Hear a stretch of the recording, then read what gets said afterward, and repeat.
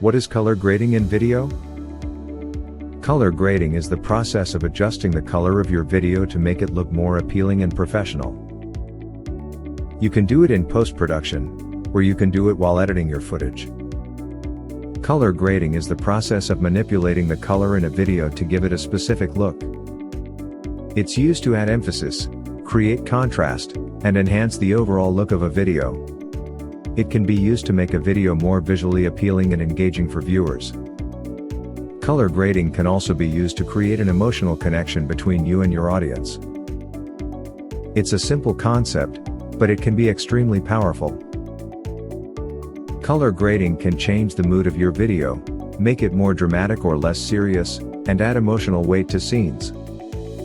The most common use of color grading is to make an image more colorful by adjusting the hue and saturation levels of specific colors within it. The goal is to achieve a specific look, for example, making an image more saturated or darker that will appeal to viewers who are looking for something specific in their entertainment media.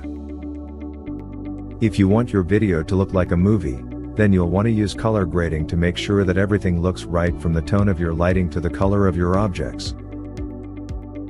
If you want your video to look like a documentary, then you'll want to use color grading so that everything looks natural and real.